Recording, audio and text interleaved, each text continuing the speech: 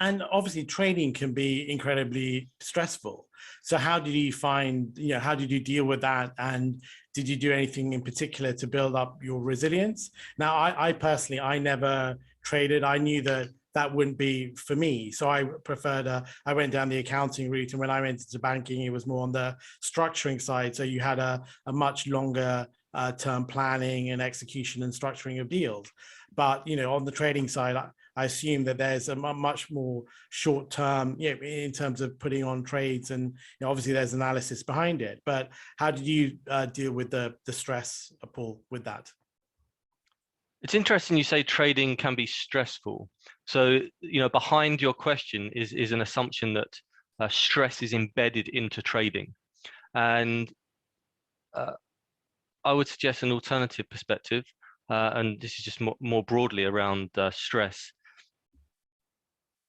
The degree to which somebody experiences stress is to a large extent, not in any way entirely, but to a large extent a function of how you interpret your reality, how you interpret events. So I actually never found trading particularly stressful. There would have been occasions where I had positions that were either losing money or big jumps in a market price that meant we lost money. And that would have been anxiety inducing because of the consequences. The consequence, okay, you lose money, and how will that affect bonus and ultimately job security? And I think that's a natural thing to experience. I don't think you would try to not experience that. The experience of anxiety is there for a reason. It's information for you. You don't want to not have anxiety in any trade. Would you like to be operated by a surgeon who doesn't experience anxiety? I wouldn't. Anxiety helps focus your attention. It's motivational. It enables you to think about how you're responding to risk. But outside of that, I mean, I think the more you put pressure on yourself, you're more likely to experience stress.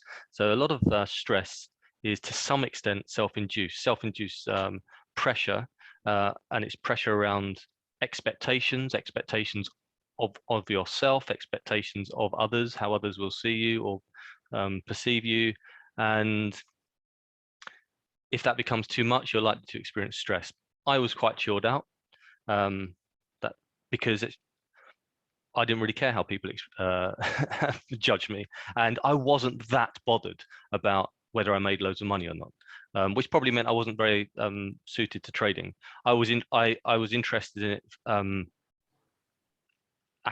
sort of from a scholarly perspective and practically as well, but I was not this Wolf of Wall Street who had to make loads of money every year.